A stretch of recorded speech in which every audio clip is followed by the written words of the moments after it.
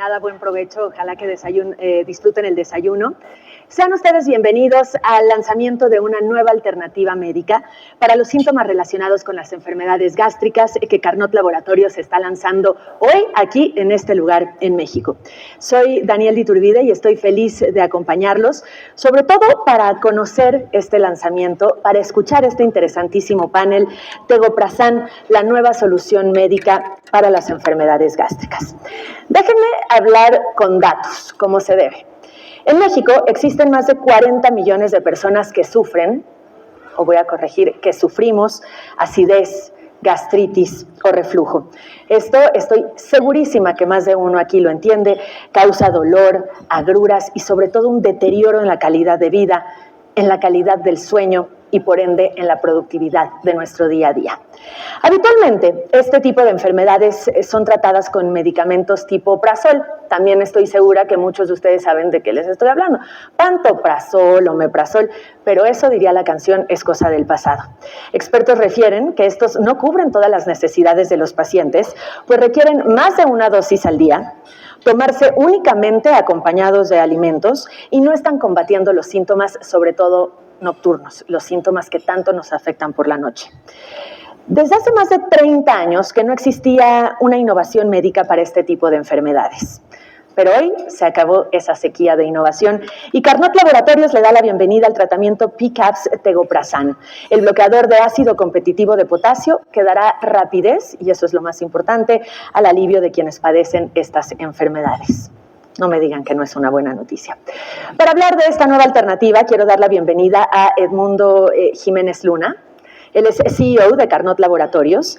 Cuenta con más de 25 años de experiencia en el ramo farmacéutico, tanto en Norteamérica como en América Latina. Desde el 2019, Edmundo se convirtió en CEO de Grupo Carnot, con la misión de continuar la tradición de innovación de la compañía y consolidar la expansión de la misma. Edmundo, gracias y bienvenido.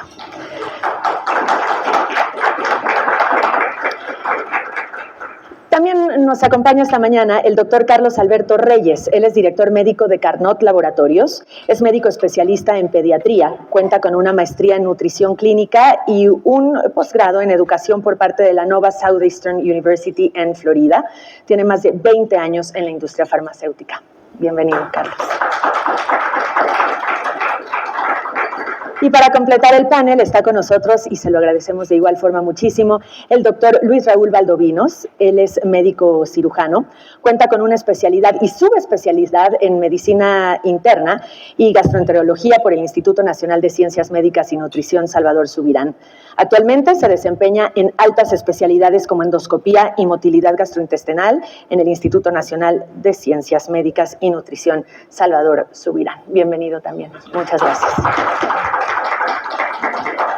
Bueno, pues vamos a dejar que hablen los que saben. Arrancamos de esta forma con el panel Tegoprazan, la nueva solución médica para las enfermedades.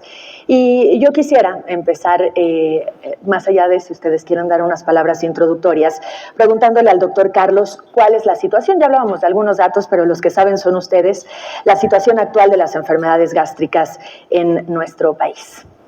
Sí, brevemente voy a explicar que en el estómago existe ácido clorhídrico. La mucosa gástrica produce sustancias para contrarrestar su efecto y mantener su integridad. Cuando se rompe este balance, existe la gastritis, existe la úlcera gástrica.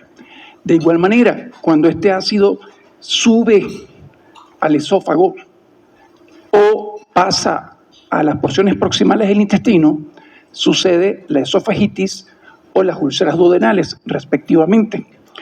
De todas estas patologías asociadas al ácido gástrico, la más frecuente es la enfermedad por reflujo gastroesofágico y la abreviamos como ERGE. Como mencionaba Daniel, el 20 al 40% de los mexicanos sufrimos de ERGE, es decir, más de 40 millones de nosotros tenemos sintomatología y nos afecta esta patología. Si no tratamos adecuadamente esta enfermedad, progresa a una metaplasia que llamamos esófago de Barrett, y esto puede evolucionar a cáncer de esófago. Actualmente la terapia estándar son los prazoles, pero existen algunas necesidades no cubiertas con estos medicamentos. El 85% de los pacientes dicen que recibiendo el tratamiento siguen con síntomas. En un estudio del pasado año en México se repiten estos resultados, es decir, a pesar de que los pacientes refieren mejoría, la mayoría dice que persisten los síntomas. Como ven las cifras, solo el 19% afirma que se le quitó el dolor y solo el 2% dice que su alivio fue rápido. Considerando estas necesidades, evaluamos qué es lo que sucede. Y las principales razones de esta aparente falla terapéutica es que estos medicamentos tienen un inicio de acción lento y un muy breve periodo de efectividad. Y eso explica lo que ilustro en esta gráfica, que el 89% de los pacientes tengan síntomas nocturnos. Esto afecta la capacidad de lograr un sueño reparador. El paciente al día siguiente no tiene un buen desempeño, alterando su calidad de vida, y no solo impacta la calidad de vida del paciente, hay también un impacto en la economía de la familia, en la economía de la comunidad y en la economía de los organismos prestadores de salud. ¿Por qué? Porque el paciente tiene que ir a consulta, tiene que hacerse exámenes paraclínicos para confirmar la sospecha diagnóstica y definitivamente podemos abreviar las necesidades no cubiertas por la terapia actual como que tienen un lento inicio de acción, es decir, necesitan de 3 a 5 días para tener un efecto terapéutico. Los prazoles no logran suprimir la secreción ácida nocturna, requieren tomarse en ayunas y 45 minutos después tomar 400 kilocalorías porque si no, no sirve de nada la medicación. Y por último, la mayoría de los pacientes requieren más de una toma al día. Considerando esto, la organización Gallup hizo una encuesta a los pacientes preguntándoles qué quisieran, qué esperarían, qué atributos esperarían de una medicación para tratar esta patología. El 80% dijo quiero alivio rápido, el 70% que ese alivio sea duradero y el 60% que sea efectivo sin efectos secundarios. Carnot Laboratorios, en firme compromiso con su misión de que las personas en México tengamos vidas más largas, plenas y felices a través de la innovación en productos y servicios de calidad para la salud, presentamos en México una nueva clase terapéutica, los bloqueadores del ácido competitivos del potasio, denominados PICAPS, a través de nuestro Tegoprazan, que ya se encuentra disponible en todas las farmacias. Muchas gracias. Gracias, muchas gracias, doctor. Ayer platicaba con médicos para prepararme y saber un poquito más de lo que iba a platicar con ustedes esta mañana y me impresionó mucho que un cardiólogo me decía que hay pacientes que piensan que van a tener un infarto cuando en realidad lo que tienen es reflujo o gastritis. Increíble. Así que teniendo en cuenta lo que el doctor Carlos nos decía, doctor Luis, ¿qué es PICAPS y por qué hace diferente este tratamiento al resto de los que conocemos o habíamos conocido hasta ahora? Muchas gracias, Daniel, por tu pregunta. Y bueno, para poder entender qué son los PICAPS, creo que tenemos que entender los prazoles, que les llamamos. Bueno, los médicos les decimos IBP, pero todo este grupo de fármacos son los famosos prazoles o que terminan en prazol. Y bueno, como ustedes pueden ver, este no es un problema nuevo. Desde hace mucho tiempo, inclusive los griegos lo definieron, ¿no? Los síntomas relacionados al ácido. Y durante mucho tiempo hemos buscado fármacos cada vez mejores y más potentes. Esto se me figura a mí o me parece las Olimpiadas, ¿no? Teníamos el bicarbonato que todavía existe, que son los TURMS. Vean cuando salieron en 1920 el frasco que tenían, muchos de ustedes los pueden conocer, pero esto no fue suficiente, se siguió investigando y encontramos medicamentos para proteger la mucosa como es la belladona y el misoprostol con muchos efectos adversos. Después de esto llegaron nuevos medicamentos que son los inhibidores H2 o la famosa ranitina, famotina y simetina que en algunos países las han retirado del mercado por algunas relaciones con algunos cánceres, sobre todo adenomatosos. Y bueno, esto salió en 1970, no fueron suficientes y salieron los prazoles de primera generación, donde está, Daniel les comentó los más comunes, omeprazol y lansoprazol, ¿no? Y pantoprazol, que todos conocemos. Pero como estos no fueron suficientes, se generaron los de segunda generación, que tienen una vida media un poco más corta. Pero a pesar de eso, como ya les comentó Carlos, pues sigue siendo insuficiente para los médicos y, como dijo Daniel en un principio, todos hemos tenido estos síntomas alguna vez y hemos probado estos medicamentos y sabemos que no funcionan tanto como quisiéramos. Y bueno, el culpable de estos síntomas son las famosas células parietales, que son células que están en el estómago y que producen ácido. Estas células funcionan de la siguiente manera.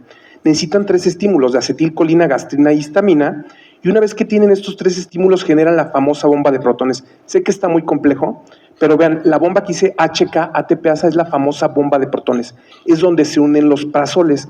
Se unen de manera irreversible, pero requieren ciertos requisitos para poder funcionar, que tal vez este es el gran problema con estos fármacos. Son prodrogas. ¿Qué significa esto? Que necesitan un metabolismo en el cuerpo para poder funcionar. Aparte de esto, para poder absorberse necesitan ácido. Es por eso que Carlos les dijo que se tienen que tomar 30 minutos antes del primer alimento. Una vez que lo toman, con el ácido se absorbe, llegan al hígado, se transforman en drogas activas y de esta manera regresan a la bomba de protones, la inactivan y tienen que funcionar. Pero para inactivar la bomba tiene que estar activa, lo cual quiere decir que tienen que comer alimentos. Y alimentos no significa el alimento que todos tomamos en la mañana, que es café y manzana, ¿no? Alimentos son 400 kilocalorías. Entonces, probablemente por esta complejidad que tienen estas drogas, es que no han sido suficientes, porque la mayoría cuando lo tomamos, cuando tenemos síntomas. Entonces, cuando tenemos síntomas, muchas veces después de los alimentos. Entonces, el fármaco ya no funciona de manera correcta. Como les digo, tiene que ir al hígado. Y otro problema que tenemos es que todos metabolizamos diferente. Cada cuerpo humano es diferente. Hay metabolizadores lentos, metabolizadores rápidos y metabolizadores intermedios. Depende cómo tú metabolices el IBP, es que tanto va a funcionar en ti. Una vez que ustedes, como les comenté, se toman el IBP llega y se une a la bomba activa, como lo pueden ver aquí. O sea, se convierte en una de prodroga a droga y se une a la bomba activa. ¿Qué pasa si ustedes no lo toman 30 minutos con las 400 kilocalorías? Pues el IBP llega, se pega normalmente. Si no lo toman de manera correcta, no hay bombas activas, el IBP llega, no hay bombas y se va a la basura, o sea, a la pipí. Probablemente por eso es que no funciona de manera correcta.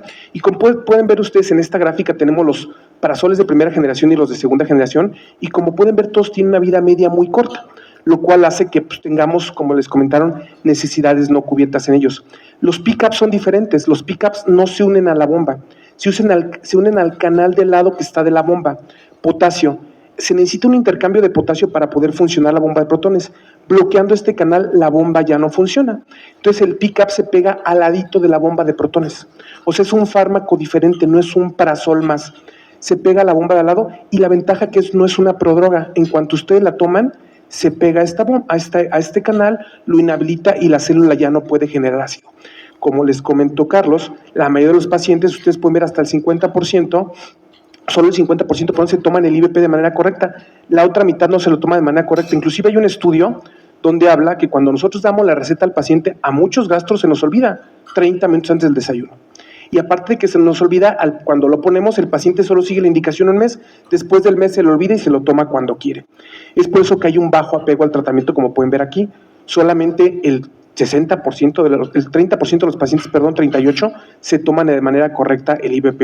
Entonces, ¿cuál es la diferencia en este fármaco? Que es muy rápido, porque como pueden ver en esta gráfica, a la media hora que ustedes lo toman está funcionando. La primera gráfica donde dice tegoprazán, a diferencia de los IBPs de segunda generación como es omeprazol, que duran hasta 4 horas. ¿Cuál es la otra diferencia? Es que desde la primera dosis el tegoprazán adquiere la inhibición ácida que necesitamos, comparado con los IBPs convencionales que requieren hasta 5 días para tener su efecto máximo.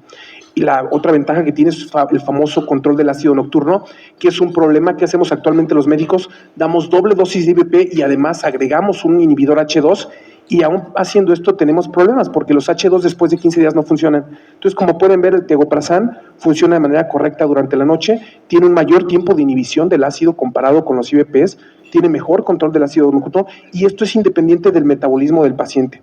Y finalmente, no tiene alteraciones con los medicamentos, con los alimentos. Como les comentó Carlos y yo, tienen que ustedes tomar un alimento para que el IBP funcione.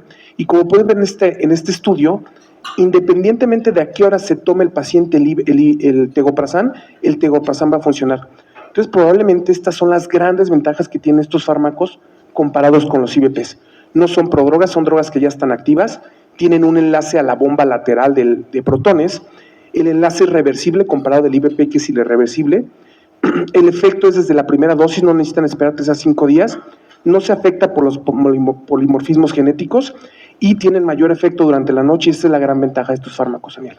Así que prácticamente de la lista que el doctor Carlos nos mencionaba de lo que quiere el paciente, rapidez, que no tenga efectos secundarios, así ayuda este tratamiento a los pacientes. Correcto, es mucho más rápido y más eficiente y por mayor tiempo. O sea, como comenté, esto parece las Olimpiadas, ¿no? Cada vez queremos un fármaco más potente y más rápido.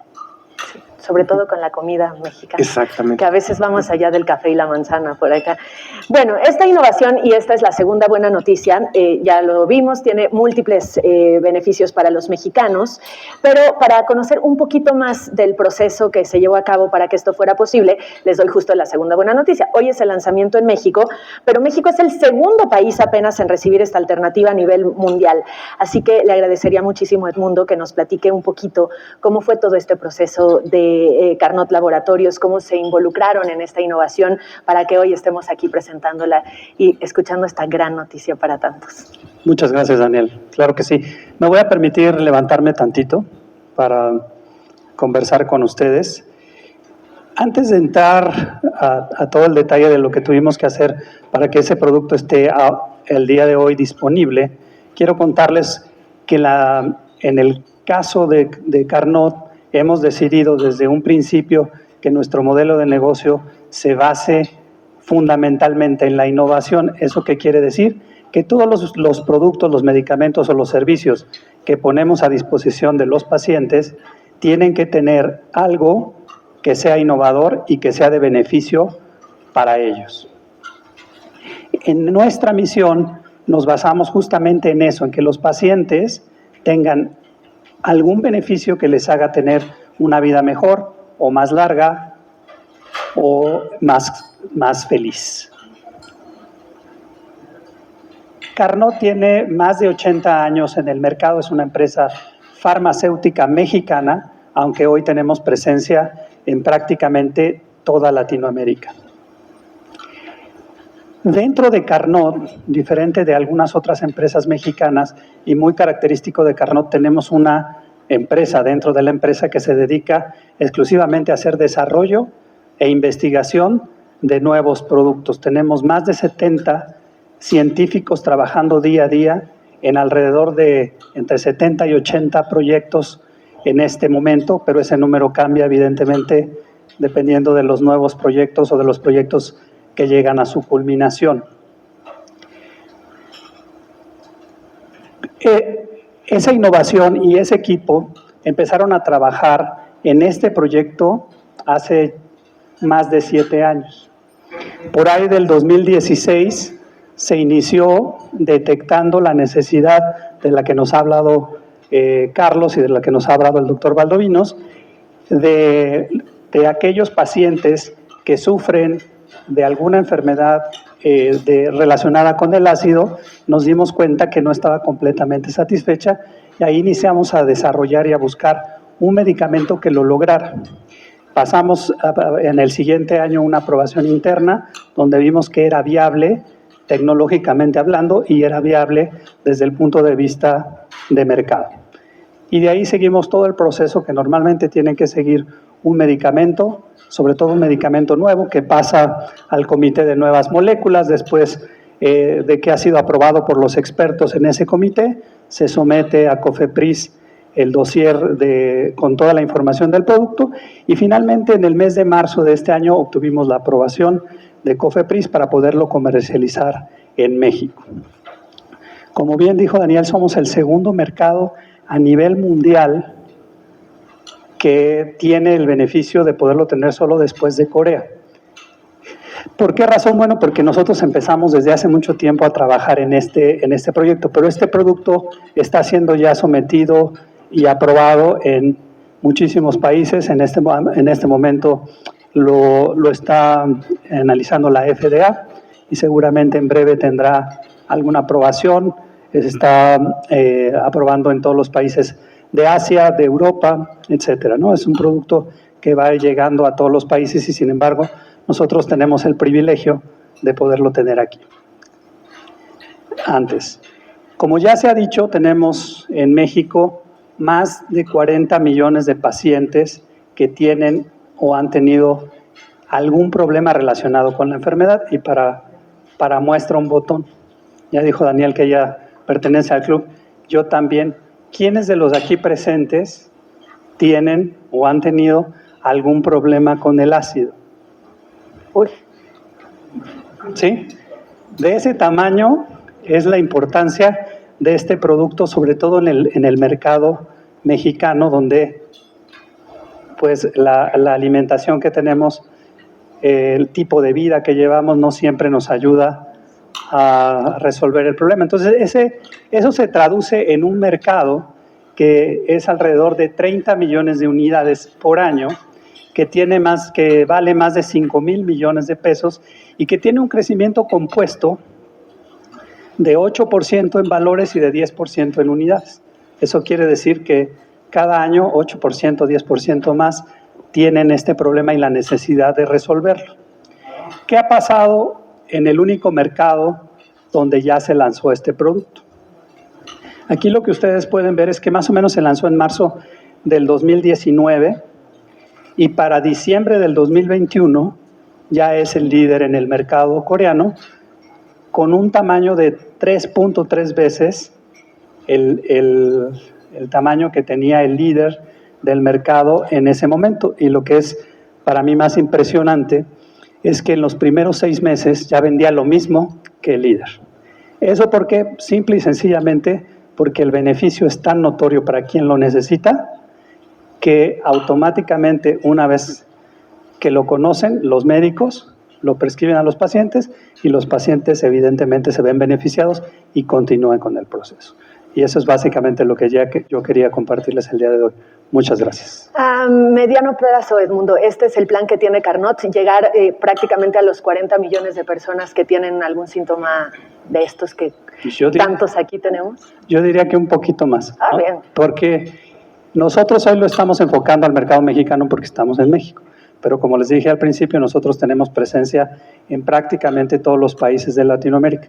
Y en este momento estamos en el proceso justamente de que este producto sea aprobado en muchos mercados. El siguiente, ya casi que está a la vuelta, es el mercado peruano, que está muy avanzado y que yo esperaría que en este mismo año ya tuviera acceso la población de Perú, y después seguiría Colombia y de ahí muchos países en Centroamérica y el resto de Latinoamérica. Esta es una pregunta que a lo mejor hasta los tres juntos nos pueden responder. ¿Qué pasa con los pacientes? ¿Qué pasa con nosotros que ya tenemos alguno de estos síntomas, gastritis, acidez, reflujo, que ya estamos bajo algún tratamiento, que ya están bajo algún tratamiento, que ya toman, por ejemplo, omeprazol? ¿Cómo pueden acceder a este medicamento? ¿Cuál es, digamos, el consejo que le dan a los pacientes para migrar hacia esta maravilla? Yo el consejo que les puedo dar es consulten a su médico, y como aquí tenemos un par de médicos, voy a dejar que sean ellos los que respondan. Bueno, es una pregunta muy interesante, Daniel, porque sí, efectivamente ya hay mucha gente, como ustedes ven, los azoles o los IVPs, que nos gusta decir los médicos, pues son uno de los fármacos más vendidos no solo en México, en el mundo.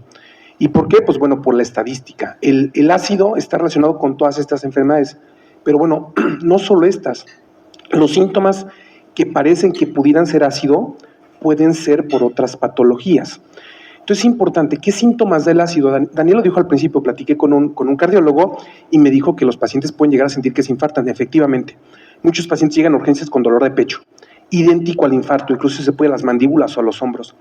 Le hablan al cardiólogo, el cardiólogo llega, hace electrocardiograma, enzimas cardíacas, no encuentra infarto y lo siguiente le habla al gastro. ¿Por qué? Porque la segunda causa de dolor torácico es el esófago, y eso le llamamos los gachos de dolor torácico no cardíaco, y la principal causa es el reflujo. Y bueno, este es un problema que genera grandes costos a un país, porque el paciente se termina haciendo muchos estudios para poder llegar a este diagnóstico, y efectivamente está relacionado con el reflujo. Pero también, por ejemplo, una gastritis o una úlcera gástrica puede dar estos síntomas. El reflujo es tan complejo que inclusive se hacen consensos donde se juntan muchos gastros para poder dar una definición de la enfermedad, ¿no? Y lo definimos que es aquella patología que se produce cuando el reflujo del contenido gástrico hacia más proximal, hacia el esófago, produce síntomas molestos. Pero no solamente puede dar pirosis y regurgitación, que es que la comida se regresa o quema. También nos puede dar laringitis, nos puede dar tos, nos puede dar asma relacionada, o sea, da muchos síntomas el reflujo. Pero los síntomas típicos que les dije son los primeros dos, pirosis y regurgitación. Y un poquito aquí lo que hicimos, el ejercicio donde levantaron su mano, ¿quién ha tenido síntomas relacionados con reflujo? Primero, Carlos les dijo, el 20% de la población lo tiene. Efectivamente, el 20% tiene enfermedad por reflujo, que es aquel paciente que tiene síntomas casi diario. Pero, si ustedes pueden ver la gráfica, a partir del solo el 30% de los mexicanos, esta es una encuesta mexicana, nunca ha tenido síntomas de reflujo. Pero el 70% al menos ha tenido alguna vez estos síntomas de reflujo. Este estudio se hizo en el 2015, es una encuesta nacional, se llama Sígame, está publicada, y pueden ver que la mayoría de la gente tiene síntomas relacionados con reflujo, ¿no? Y bueno, ¿cuál es el problema? Dice Daniel, ¿qué hago? ¿Simplemente me cambio el fármaco? Yo solo no. Hay que ir al médico porque la enfermedad por reflujo puede tener complicaciones y más en aquellos pacientes que tienen mucho tiempo tomándolo. Por ejemplo, estenosis. ¿Qué es estenosis? Es que el esófago se cierra. El esófago es el camino que conecta la boca con el estómago. Entonces, si esto se ha cerrado, los pacientes empiezan a dejar de comer. ¿Y cuál es el síntoma? Que sienten que la comida se atora. Y también les comentó Carlos al principio, el adenocarcinoma o el carcinoma de esófago está relacionado con Barrett, ¿no? Entonces, como ustedes pueden ver, también hay otro síntoma que se llama dispepsia. Dispepsia está descrita desde los griegos y lo definen como dificultad para digerir o síntomas relacionados con el estómago que la gente muchas veces le llama gastritis, ¿no? Entonces, esto nos ha dado molestias desde mucho tiempo y los síntomas principales son llenazón o plenitud gástrica, náuseas, vómitos, pirosis, dolor en la boca del estómago tipo ardoroso, son los síntomas principales que presentan los pacientes. Y como ustedes pueden ver, aquí en México, la mayoría de los pacientes presentan ardor. Algunos también presentan llenazón, pero el principal síntoma de la dispepsia o gastritis es el ardor epigástrico. ¿Pero por qué acudir con el médico? Porque estos síntomas pueden estar dados por un cáncer esofágico, pueden estar dados por una úlcera gástrica, pueden estar dados por Helicobacter pylori, pueden estar dados por esofagitis eosinofílica, por gastritis eosinofílica. Hay muchas patologías que se manifiestan igual. Entonces, antes de cambiar ustedes solos de fármaco, sí deberían de acudir al médico. Porque, por ejemplo, alguien que tiene piedras en la vesícula puede tener molestias o plenitud postprandial y muchas veces se confunde con gastritis. Alguien que tiene un problema pancreático como pancreatitis crónica puede tener los mismos síntomas y se puede llegar a confundir con gastritis. Entonces, cuando ustedes pueden ver la principal causa de los síntomas de gastritis, pues sí, efectivamente son las relacionadas con el ácido. Pero este problema es tan complejo que ni siquiera tenemos una estadística de qué otras enfermedades pueden causar estos síntomas. Sabemos que todas estas enfermedades causan estos síntomas de molestia epigástrica, pero no tenemos estadística porque es muy complejo estudiar a estos pacientes. Entonces, el médico regularmente cuando los interroga, les pregunta varias cosas y si él detecta algún dato de alarma que decimos nosotros, solicita estudios que nos pueda ayudar a diagnosticar otras enfermedades. Muchas veces el paciente que no mejora o que le van a dar tegoprazán y los síntomas no se le quitan, ese paciente sus síntomas no van a ser por ácido, hay que estudiarlo porque posiblemente no es que el medicamento no funcione, el medicamento es muy potente, lo más probable es que los síntomas del paciente se expliquen por otra causa. Entonces, yo les quiero dejar este mensaje porque siempre todo mundo, inclusive lo llegamos a ver en comerciales, que si te duele la boca del estómago, toma un Prazol, ¿no? Pero no todo lo que arde es gastritis, entonces tengan cuidado, no lo compren, va a estar de venta libre, pero pues no lo compren solos, es mejor acudir al médico a que lo revise siempre. Eso es importantísimo. En el noticiero constantemente tenemos que transmitir información de lo que sí hay estadísticas de la forma en la que los mexicanos se automedican. Entonces, a pesar de que esto parece que es una maravilla, siempre tiene que ser bajo prescripción médica. Y nada más para empezar con la sesión de preguntas y respuestas, ya está, una vez que vamos con el médico y nos lo receta, ya está en farmacias, ¿cierto? Ya está disponible en farmacias. Muy bien. Es correcto. Bueno, pues yo les quiero agradecer mucho que me hayan resuelto todas las dudas que yo tenía, pero también quisiera ver si alguno de ustedes tiene preguntas en una breve sesión de preguntas y respuestas. Empezamos por allá y seguimos con ustedes, ¿le parece? Ese es el paquete musical. Allá, mira. La señora de suéter verde.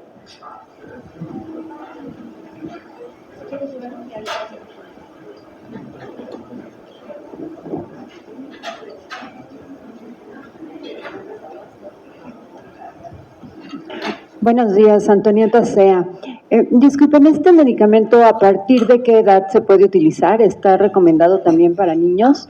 Y otra pregunta, ¿qué pasa con las personas que tienen un medicamento, tienen alguna enfermedad crónica? Veía que aparecía al final de la lista la enfermedad de Crohn no se ha encontrado relación con esta enfermedad, pero quien toma medicamentos continuamente y por los medicamentos llegan a tener acidez, reflujo, que está provocado por otro medicamento, ¿este en especial se puede combinar? Sí, como toda nueva molécula, en todos los países del mundo, cuando se somete a un registro, la primera aprobación es a partir de la edad adulta. Por supuesto, los médicos, bajo su juicio, si tienen un adolescente que tiene peso adulto, ellos tomarán su decisión, pero el registro actualmente es a partir de los 18 años.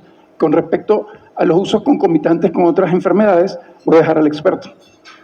Muchas gracias, Carlos. Pues bueno, esta lista que usted vio son las enfermedades que pueden dar síntomas como de gastritis. No significa que el tegoprazán esté indicado para, por ejemplo, enfermedad de Crohn. O sea, todas estas enfermedades, inclusive la enfermedad de Crohn, como da dolor abdominal, uno de los principales síntomas es dolor, se puede confundir con gastritis. Entonces, es por eso que la ponemos en esta lista. Respecto al uso concomitante con otros medicamentos, recordemos que los azoles ya están muy bien estudiados. Estos medicamentos necesitan metabolismo por el hígado, lo cual quiere decir que se interfieren con otras moléculas. Por ejemplo, creo que el ejemplo más característico, el más reciente, es su interferencia con clopidogrel, que es un medicamento que utilizamos en los pacientes que ya se infartaron. Entonces parece que altera el metabolismo del clopidogrel, disminuye su efectividad y aumenta el riesgo de que uno se infarte. Esto es con los prazoles. Este fármaco, al no tener que ser metabolizado, se antoja y los datos dicen que tiene menos interacciones con otros fármacos. Entonces probablemente este sea el ideal cuando el paciente tiene polifarmacia. Y quisiera que el paciente que toma muchos fármacos se lo vamos a dar. Y su segunda pregunta, ojo, no todo paciente que toma fármacos debe tomar un medicamento para proteger el estómago, como nos dicen muchas veces. Hay pocos fármacos que realmente dañan el estómago. Entre ellos están los antiinflamatorios no esteroideos o los medicamentos que utilizamos para el dolor, como es naproxeno, ketorolaco, diclofenaco. Cuando un paciente toma estos por más de 5 días, está indicado dar un medicamento para proteger el estómago. Otro medicamento que puede causar molestia en la mucosa gástrica es un medicamento que se llama bifosfonato, que lo usan para tratar osteoporosis. Entonces, en este grupo de pacientes también se benefician de este fármaco. Otro grupo de pacientes son pacientes que toman quimioterapéuticos o medicamentos para enfermedades autoinmunes como metrotexate. Entonces, estos pacientes también se benefician de estos fármacos. Por ejemplo, cuando dan medicamentos para hipertensión o para diabetes, no está indicado proteger con este tipo de fármacos. A veces es también parte de la automedicación, ¿no? Que decimos. En lo que le traen el micrófono, yo voy a hacer una pregunta por experiencia propia. Para las embarazadas, porque, híjole, se pone durísima la cosa en el embarazo. Ok, en el grupo de embarazadas, este fármaco es un fármaco nuevo, al igual que en los pediátricos, cuando se obtiene la aprobación, se obtiene para adultos sanos, ¿no? En mujeres embarazadas tenemos los azoles ya muy bien estudiados y el que más se ha estudiado es el pantoprazol. Entonces, para mujeres embarazadas es el que tendríamos que usar. Ya. Este medicamento hay que esperarnos un poquito a que nos liberen un poco más de datos, más tiempo de uso y probablemente se va a poder usar. Pero más vale saberlo, ¿no? Sí. Mejor. Gracias, doctor. No tengo micrófono. Ay, el micrófono nunca Alejandro llegó. Arcos, Plenidunia. Para Carnot sería la pregunta. Estás hablando acerca de innovación. ¿Qué estás haciendo distinto para que sea más rápido y mejor la calidad de atención de los médicos y apoyarlos para que puedan distribuir diagnosticar este padecimiento y ofrecerlo en una forma más efectiva? Bueno, muchas gracias por la pregunta. Hacemos muchas cosas distintas. Carnot se caracteriza justamente por estar trayendo al mercado un número importante de productos por año, que es distinto a lo que la mayoría de los laboratorios farmacéuticos hacen hoy por hoy. Para dar un par de datos, en el 2021 nosotros lanzamos 11 productos al mercado, en el 2022 10, y para este año tenemos programados alrededor también de 10 productos, dependiendo de las aprobaciones que vamos a lanzar al mercado. Y particularmente en el caso de tegoprazán, de qué hacemos para que los médicos conozcan y tengan esta información, a diferencia de otras empresas, nosotros comenzamos a tener reuniones médicas desde hace más de un año y empezamos a diseminar la data disponible para todos los médicos especialistas o no especialistas que tienen alguna relación con la enfermedad osteopéptica. A este momento llevamos más de 16,000 contactos con médicos que han sido informados con todos los estudios disponibles de este producto, lo cual quiere decir que en este momento lo más probable es que el paciente encuentre a un médico que ya ha sido informado con el producto cuando llegue a consultarse por alguno de estos padecimientos.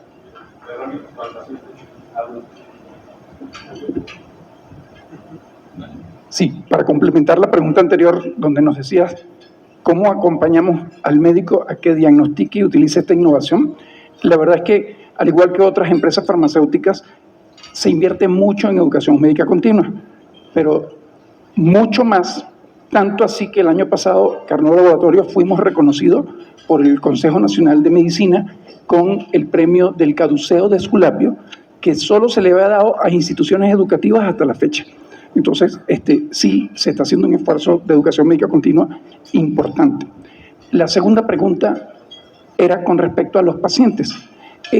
Estamos sometiendo a las autoridades una aplicación que el médico le va a entregar un QR al paciente, en donde el paciente va a registrar sus síntomas y los próximos días con el tratamiento el médico le va a pedir que cada vez que tenga un síntoma haga clic. Va a haber una encuesta de calidad de vida antes del inicio del tratamiento y después del inicio del tratamiento. Esto es para reforzar con el paciente, porque a veces hay un 10% de pacientes que dicen, todavía tengo algún síntoma, oye, pero estás mucho mejor que antes. Y con la aplicación se va a dar cuenta realmente que si sigue los consejos nutricionales, los consejos de hábitos, de cambio del estilo de vida, el paciente va a poder verificar que funciona en él. Gracias, doctor. La tercera es la vencida, ahora sí, el tercer intento. Muy amable. 3 preguntas. La primera, ¿la fabricación será local? La segunda, me llama la atención algo de la gráfica que presentó, porque los medicamentos que estaban de líderes en Corea realmente caen poco.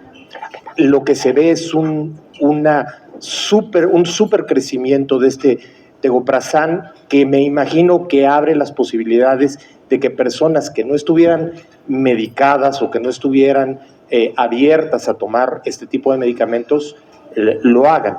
Y la tercera tiene que ver con el tema regulatorio. El registro de COFEPRIS le servirá para algunos países de Centroamérica o del Caribe o incluso de Sudamérica para facilitar el acceso o para incluso permitir la comercialización. Bueno, a ver si me voy acordando de las preguntas, ¿eh? Son demasiadas preguntas. La fabricación inicialmente va a ser en Corea, pero el proyecto está para que eventualmente lo fabriquemos directamente aquí en México. La segunda, la gráfica. Efectivamente, no se ve una caída muy pronunciada de los otros medicamentos. Yo lo atribuyo, y ese es solamente mi análisis personal, a 2 cosas. Una, que hay un grupo de pacientes hoy por hoy que no responden a los medicamentos actuales y que al tener una nueva alternativa pudieran responder. Segundo, a que seguramente algunos pacientes que no estaban yendo al médico, al escuchar la información relacionada, relacionan su problema y entonces toman la iniciativa de ir al médico y entonces pueden empezar a ser tratados, ¿no? Yo calculo que por ahí está, más el crecimiento poblacional y el crecimiento que pueda tener. Los asiáticos como nosotros tienen un tema con la alimentación, ¿no? La alimentación genera algunos de estos problemas también y tienen una incidencia igual de alta que la que tenemos nosotros. Y el último, en términos regulatorios, sí hay algunos países, como por ejemplo El Salvador, que reconoce los registros en México y por lo tanto puede ser aprovechado esa aprobación de COFEPRIS, pero no son la mayoría.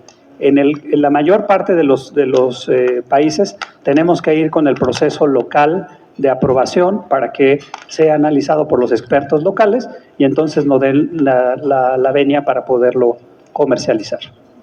¿Lo harán ustedes en toda Latinoamérica? Estamos en eso ya. Volvemos a la mesa de allá, señora. Gracias. Buenos días, Alejandrina Aguirre, del portal Indirecto. Las preguntas para el doctor Carlos Reyes, por favor. Le preguntaré al doctor Carlos por qué se decidió lanzar este producto primero en Corea y luego como primer país en México. ¿Eso es por los pacientes, por la alimentación o por qué? Y la siguiente pregunta es si el estrés y la angustia afectan la acidez del estómago. Gracias. Bueno, tomo la primera parte. Este producto es una alianza estratégica que tenemos justamente con un laboratorio coreano y trabajamos en conjunto. Y el desarrollo inicial se hizo en Corea, por eso es que como teníamos toda la información de Corea era mucho más rápido y sencillo aprobarlo allá. Y de hecho la aprobación coreana nos da soporte para nosotros poderlo registrar en México. Es eso, es un tema regulatorio básicamente y de logística. Respecto a su pregunta sobre el estrés, esa era la teoría antigua, se creía que el estrés causaba úlceras gástricas y en efecto sí, pero se confunde un poco el término porque los médicos llamamos úlceras por estrés a aquel paciente crítico. Por ejemplo, recordemos la era de COVID, donde los pacientes se intubaban y entraban a terapia intensiva y aparte les ponemos medicamentos para mantener la presión. Esas son las úlceras por estrés. Después de 5 días de intubación y medicamentos para la presión, son las úlceras por estrés y aquí son muy buenos estos medicamentos. Pero el estrés convencional no genera úlceras, lo que genera son síntomas digestivos. Son los famosos trastornos funcionales digestivos, que típicamente un paciente que usted le da este medicamento y persiste con el ardor y la molestia, lo más probable es que sea un trastorno funcional digestivo y eso se trata de una manera completamente diferente. Es por eso la recomendación, si el paciente no responde a estos fármacos, tiene que ir con el médico. Solo para complementar, esto es otra gran ventaja de Tegoprazan en el portafolio de los médicos gastroenterólogos y de los médicos en México. ¿Por qué? Porque si yo tengo una sospecha diagnóstica de que es una enfermedad asociada al ácido y doy Tegoprazan y el paciente se alivia, como que no tengo más que buscarle una quinta pata al gato, ¿ok?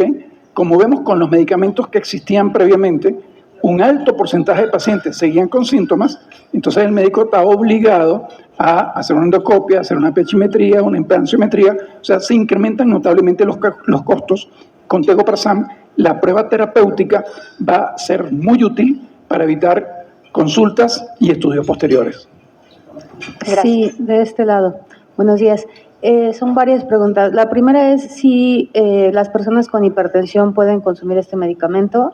La segunda es, ya nos dijeron pues todo lo que cubre, ¿no? Pero en México tomar estos prazoles es muy común, la gente se automedica todo el tiempo.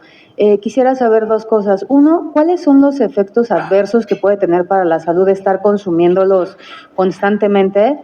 Y si el estarlos consumiendo así causa alguna resistencia o podría afectar el funcionamiento de su medicamento. Bueno, uno de mis temas que más me han gustado, que más he leído efectivamente, son los efectos adversos de los prazoles. Cabe señalar, no sé si ubican a Ronald Coase, es un premio Nobel de Economía. Bueno, él dice que si uno tortura suficientemente una base de datos, va a confesar lo que nosotros queramos. Entonces, todos los estudios que tú ves de efectos adversos de los prazoles son estudios de asociación. Y algo muy importante que debemos aclarar es que asociación no es causalidad. Por ejemplo, en verano aumentan las quemaduras solares, en verano aumentan las ventas de helados. Si tú sacas una asociación, te va a dar una asociación positiva, porque se comportan igual, pero no significa que los helados causen las quemaduras solares. ¿Estamos de acuerdo? Entonces, lo mismo pasa con los azoles. El único efecto adverso real del uso a largo plazo es diarrea. ¿Por qué? Porque todos creemos o todos tenemos la idea que el ácido gástrico es para digerir, y no, es una barrera de defensa. Entonces, cuando entran los bichos al estómago con el ácido, estos bichos mueren. La gran mayoría.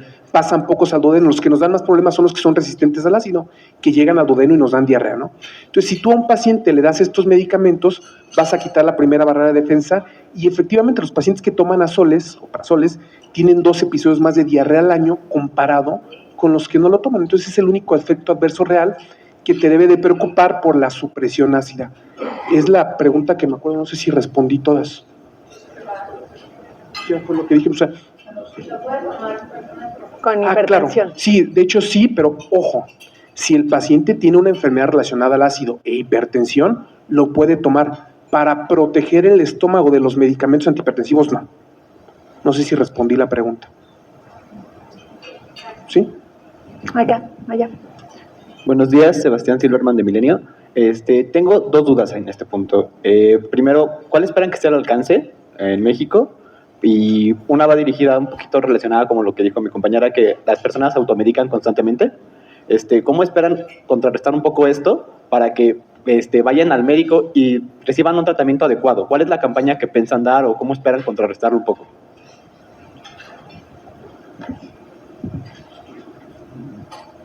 Sí, la campaña está iniciando hoy. Por eso estamos comunicándole a ustedes que los síntomas asociados con el ácido pueden no ser solamente gastritis. Y por eso los pacientes tienen que ir al médico para que el médico identifique signos o síntomas de alerta y decida si hay que hacerle estudios para confirmar o descartar otras enfermedades. Definitivamente es un medicamento de prescripción y el paciente debe asistir a su médico para obtener la receta.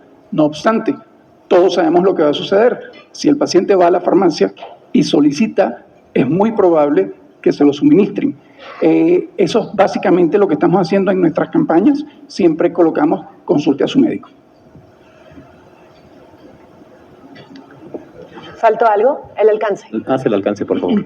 Sí, definitivamente esperamos que, de hecho, haya más pacientes beneficiados que los que existen actualmente con los prazoles. ¿Por qué? Porque muchos médicos y muchos pacientes dejaron de tomar prazoles por un tema que llaman el efecto rebote.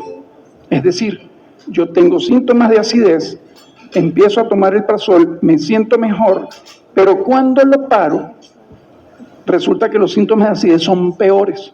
¿Ok? Como les menciono, debido a este efecto, cuando se detiene el tratamiento, hay muchos médicos que prescriben otra cosa o muchos pacientes que dicen, no me lo tomo más. Este grupo de pacientes definitivamente va a probar tegoprazán y va a verificar que no tiene efecto rebote. Entonces, el alcance va a ser superior a lo que vemos ahorita en el mercado. Ya. Adelante. Buenos días, Graciela Chávez de Medical Magazine. Tengo dos preguntas. Están hablando en función de consultar al médico, pero el producto, si nos pueden explicar si es un producto OTC, en donde se pueda ir a comprar directamente a la farmacia, o es un producto de receta médica. Esa es la primera pregunta. Y la segunda es, ¿se puede combinar con los prazoles este producto o se tienen que suspender los prazoles para consumir este producto? Sí. El producto no es OTC, el producto es fracción 4, es de prescripción médica. ¿Ok? Y para eso tenemos un experto para su segunda pregunta. Sí, no haría mucho sentido combinarlo, porque tienes un medicamento más potente que no necesita metabolismo, que dura más tiempo. Entonces, en algún momento lo hicimos con los azoles y los H2. La ranitidina, por ejemplo, usamos omeprazol en la mañana, omeprazol en la noche y aparte ranitidina para la fuga ácida nocturna. Y el problema es que a los 15 días la ranitidina pierde efecto porque tiene algo que se llama taquifilaxia. ¿Qué significa esto? Que tu cuerpo se va haciendo resistente al fármaco, cosa que no pasa con los inhibidores de bomba. Pero no haría sentido darle un inhibidor y tegoprazán cuando este es mucho más potente y más duradero. O sea, creo que la historia natural va a ser lo que pasó de los H2, inhibieron el uso o eliminaron el uso de los antiácidos. Luego llegaron los prazoles que eliminaron los H2. Yo creo que estos fármacos van a ser los que van a eliminar a los azoles en un futuro cercano. Acá adelante. Va primero una allá atrás. Buenos días. Mencionaron el tamaño del mercado en millones de dólares. ¿Qué proporción o cuota piensan abarcar con esto? ¿Cómo se comporta en términos de costos? Si tienen algún análisis de cuánto gasta una persona con gastritis al año con los métodos tradicionales versus lo que serían su fármaco. Y otro tema muy importante, ¿en qué segmento de la población está ubicado el mayor consumo? Si asumimos que ahora, por el nivel de alimentación, cada vez más gente joven está enferma, pero también en sentido contrario hay cada vez más adultos mayores y muchos se medican con otro tipo de medicamentos.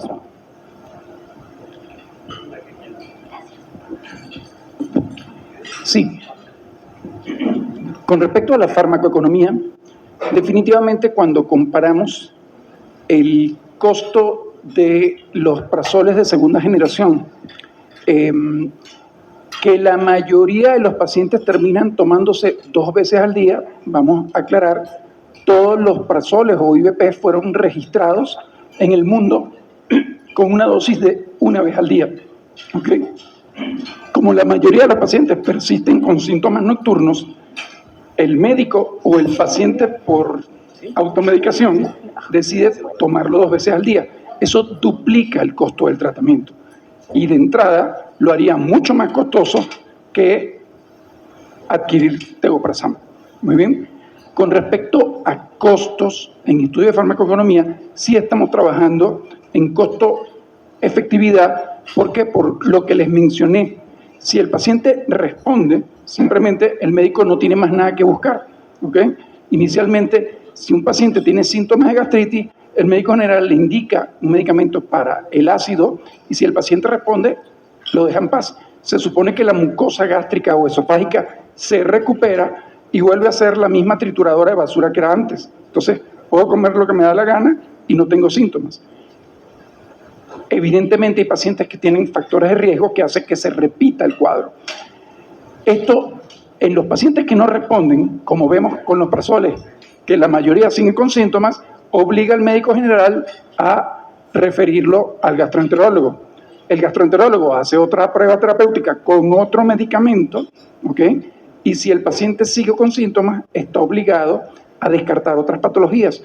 Eso implica endoscopía, pH-metría, impedanciometría y por último, como dice el doctor, definitivamente confirmar que es una dispepsia funcional y utilizar otro tipo de tratamientos. Todos estos costos nos los podemos ahorrar con un medicamento que actúa desde el primer día, desde la primera toma, a los 30 minutos de ser suministrado. Entonces, sí esperamos que en este estudio de farmacoeconomía los resultados sean evidentemente favorables.